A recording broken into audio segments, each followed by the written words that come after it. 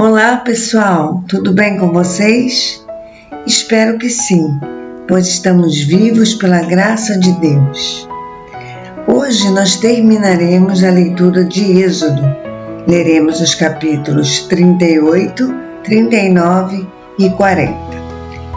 Vamos ao início da leitura? Êxodo, capítulo 38, o altar dos holocaustos. Fez um altar de madeira de acácia para oferecer a oferta de elevação, chamado altar dos holocaustos, com as seguintes medidas: 1,35 m de altura e, como era quadrado, com 2,25 m de cada lado.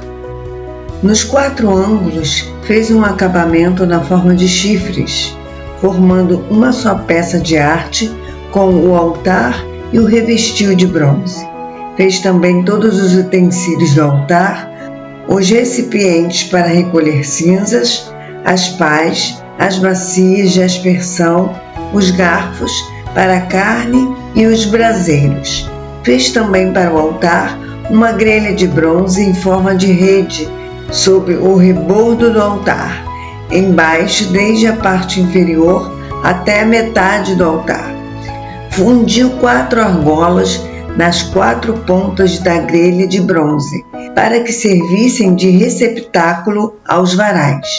De madeira de acácia fez essas varas, revestiu-as de bronze e colocou-as nas argolas de bronze, fixadas nos 2 lados do altar, a fim de que o pudessem locomover. O altar era, portanto, oco e feito de tábuas. Fez uma bacia e sua base com bronze polido, o mesmo polimento com que se conseguiam fazer os espelhos de bronze usados pelas mulheres que serviam à entrada da tenda da presença de Deus, chamada de tenda do encontro ou da reunião. Construiu também o átrio. O lado sul para o Negueb tinha 45 metros de comprimento e cortinas externas de linho fino trançado, com 20 colunas e 20 bases de bronze, com os ganchos das colunas e suas vergas de prata. O lado norte, igualmente, media 45 metros de comprimento, com 20 colunas e 20 bases de bronze. Também os ganchos e as ligaduras das colunas eram de prata. O lado ocidental do mar, com suas cortinas externas, mediam 22,5 metros de largura, com 10 colunas e 10 bases, com ganchos e vergas de prata nas colunas. A parte oriental, que olha para o nascente, igualmente tinha 22,5 metros de largura. Havia cortinas de 6 metros e 75 centímetros de comprimento em um dos lados da entrada, com 3 colunas e 3 bases, e cortinas de 6 metros e 75 centímetros de comprimento no outro lado da entrada do átrio, também com 3 colunas e 3 bases. Todas as cortinas em volta do átrio eram feitas de linho fino trançado. As bases das colunas eram de bronze, os ganchos, todos os suportes e a parte superior das colunas eram de prata, e todos os postes que serviam como colunas do átrio eram unidos por suportes também de prata. Na entrada do átrio, o grande pátio, havia uma cortina de linho fino trançado e de fios de lã azul celeste, púrpura escarlate e carmesim, obra de arte de bordador. Tinha 9 metros de comprimento e, à semelhança das demais cortinas do átrio, media 2 metros e 25 centímetros de altura, com 4 colunas e 4 bases de bronze, e todo o revestimento de seus ganchos e vergas era de prata, assim como o topo dos postes, que funcionavam como colunas. Todas as estacas e pregos usados no tabernáculo e na área do átrio eram de bronze. Eis a prestação de contas do material empregado no tabernáculo: a tenda da aliança, registrada por ordem de Moisés pelos levitas, sob direção de Itamar, filho de Arão, o sacerdote, Bezalel, filho de Uri, neto de Ur, da tribo de Judá, fez tudo o que o Senhor tinha ordenado a Moisés. Com ele estava Aholiabe, filho de Aizamaque, da tribo de Dan, artesão e projetista, e também hábil em desenhar figuras por meio do bordado sobre linho fino, os quais sabia tecer com fios de lã azul celeste, púrpura, escarlate e carmesim. O total do ouro empregado na obra, entre todos os trabalhos de arte do santuário, ouro este que provinha das muitas ofertas de todo o povo, foi o equivalente a 1 tonelada com base no peso padrão do santuário. O peso da prata recebida dos que foram contados no recenseamento da comunidade foi superior a 3,5 toneladas, igualmente com base no peso padrão do santuário, 6 gramas para cada um dos recenseados, quer dizer, para 603.550 homens de 20 anos de idade para cima. As 3,5 toneladas de prata foram usadas para fundir as bases do santuário e do véu. 100 bases feitas das 3,5 toneladas, 35 quilos usados em cada base. 20,3 kg foram utilizados para fazer os ganchos, para os postes erguidos em forma de coluna, para revestir as partes superiores dessas colunas e fazer suas vergas. O peso de bronze recebido como oferta movida pelo povo foi de 2,5 toneladas. Com esse bronze, fez as bases da entrada da tenda do encontro, o altar de bronze, sua grelha e todos os acessórios do altar, as bases do átrio ao redor, as bases da porta do átrio e todos os pregos e estacas utilizados no tabernáculo e em toda a área do átrio. Êxodo capítulo 39. As roupas sagradas dos sacerdotes.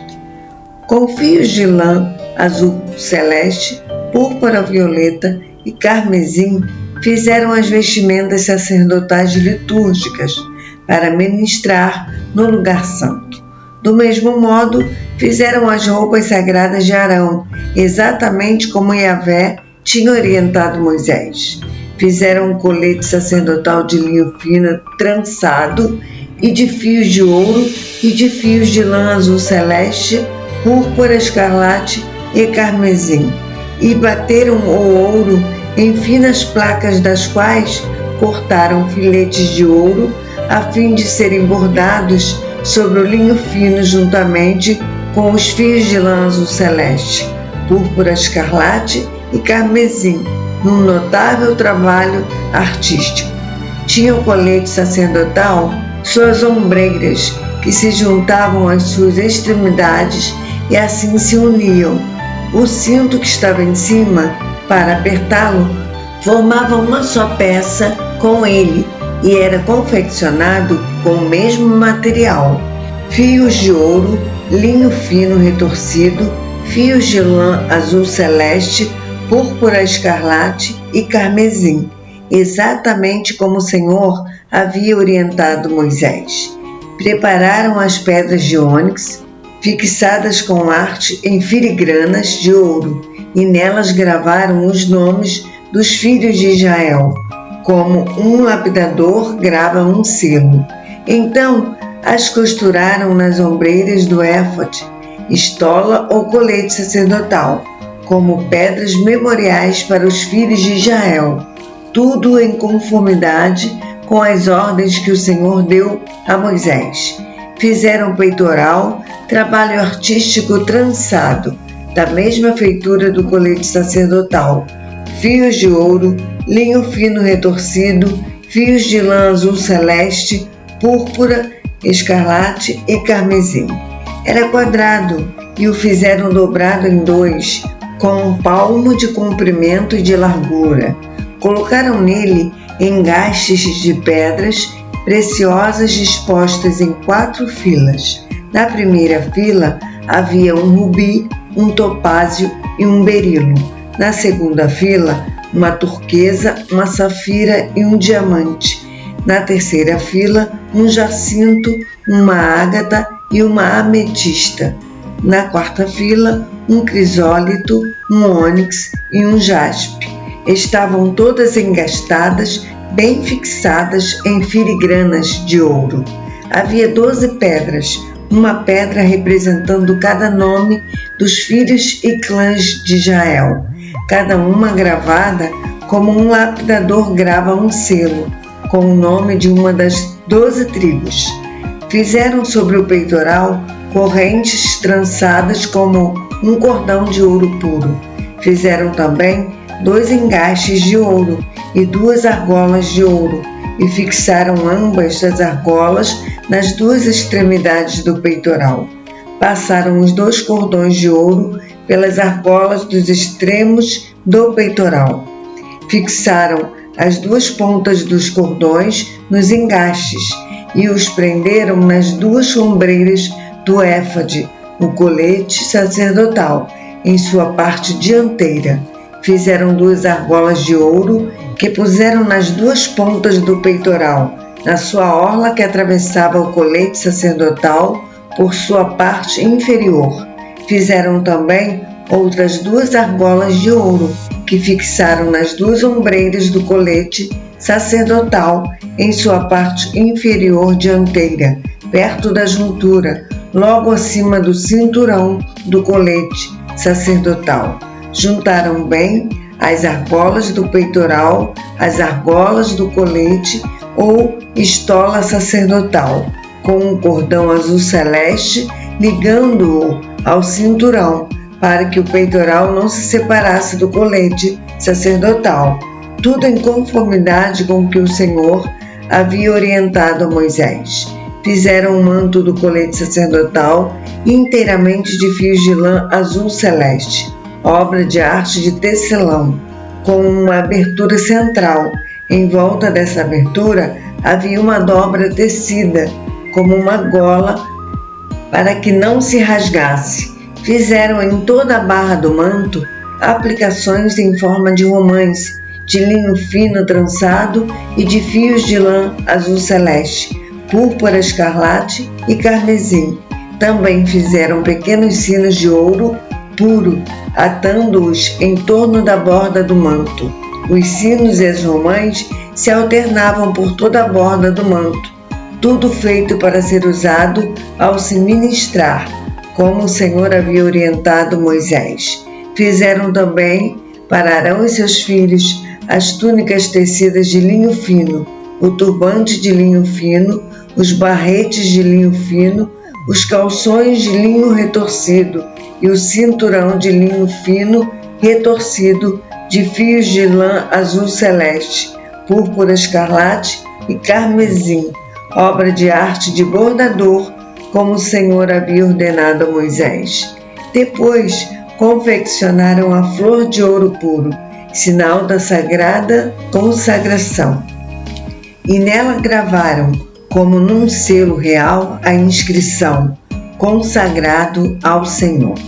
Em seguida usaram um cordão de lã azul celeste para prendê-lo na parte de cima do turbante, exatamente como o Senhor havia orientado Moisés. Assim foi concluída toda a obra do tabernáculo, a tenda da presença de Deus. Os filhos de Israel fizeram tudo de acordo com o que o Senhor havia orientado Moisés. Então trouxeram o tabernáculo à presença de Moisés, a tenda e todos os seus acessórios sagrados, os ganchos, as molduras, os travessões, os postes que se constituíram em colunas, as bases, a cobertura de pele de carneiro tingida de vermelho, a cobertura de couro e o véu protetor, a arca da aliança com seus varais e sua tampa, o propiciatório, a mesa com todos os seus utensílios, os pães da presença de Deus, o candelabro de ouro puro com sua fileira de lâmpadas e todos os seus acessórios, e o óleo santo da iluminação, o altar de ouro, o bálsamo da unção, o incenso de perfume exclusivo e a cortina de entrada para a tenda, o altar de bronze com sua grelha, suas varas para transporte e todos os seus utensílios sagrados, a bacia e sua base, as cortinas externas e a cortina para a entrada do átrio, as cordas e estacas da tenda do átrio, todos os acessórios sagrados para uso no tabernáculo, a tenda do encontro e as vestimentas litúrgicas para oficiar as cerimônias sagradas no lugar santo, tanto as vestes santas para Arão, o sacerdote, como as roupas de seus filhos, para quando servissem como sacerdotes. Os filhos de Israel realizaram toda a obra conforme o Senhor havia ordenado a Moisés. Moisés inspecionou todo o trabalho e constatou que tinham feito tudo de conformidade com o que o Senhor tinha orientado. Então Moisés os abençoou. Êxodo, capítulo 40. A consagração do tabernáculo. Então falou Yahvé a Moisés, orientando: no primeiro dia do primeiro mês, levantarás a habitação do Senhor, a tenda do encontro. Colocarás nela a arca da aliança do testemunho, e a protegerás com o véu, a cortina sagrada, à frente da arca. Trarás a mesa e arrumarás sobre ela todos os seus devidos elementos. Trarás também o candelabro e nele instalarás suas lâmpadas. Prepararás o altar de ouro para o incenso, diante da arca da aliança, e colocarás o véu, a grande cortina, à entrada do tabernáculo. Colocarás o altar dos holocaustos diante da entrada do tabernáculo, da tenda do encontro.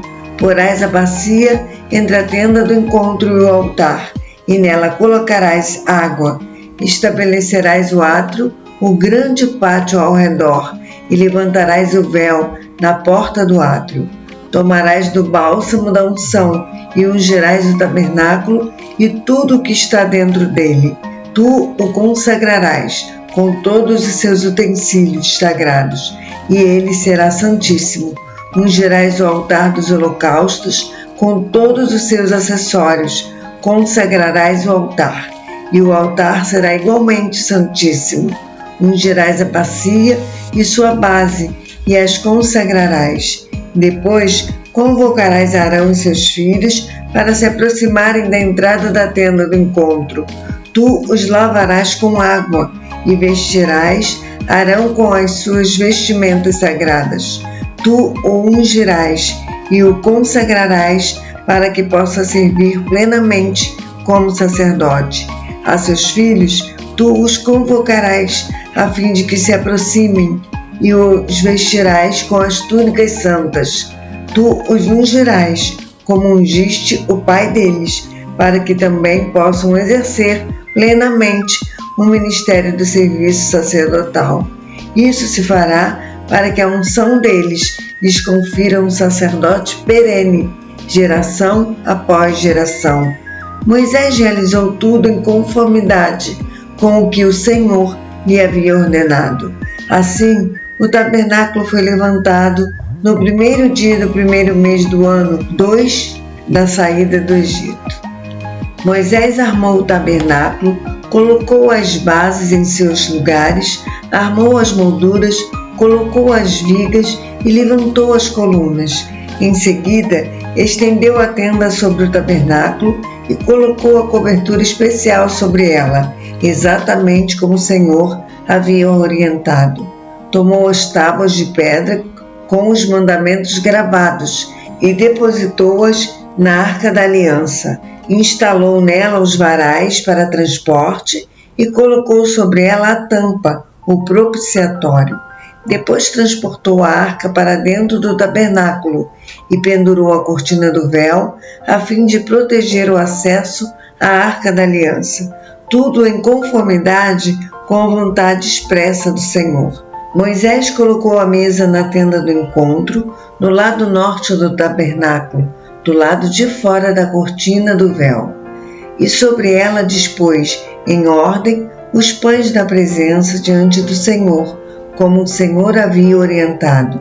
Colocou o candelabro na tenda do encontro, em frente da mesa, no lado sul do tabernáculo, e dispôs as lâmpadas diante do Senhor, como o Senhor havia ordenado. Moisés também colocou o altar de ouro na tenda do encontro, diante da cortina do véu, e em cima dele queimou incenso de perfume exclusivo, tudo conforme o Senhor tinha orientado Moisés.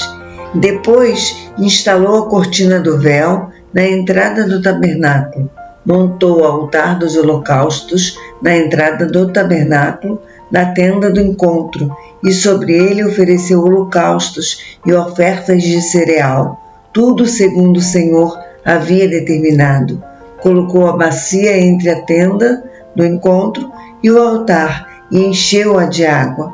Moisés, Arão e os filhos deste usavam-na para lavar as mãos e os pés, todas as vezes que entravam na tenda do encontro e se aproximavam do altar sagrado.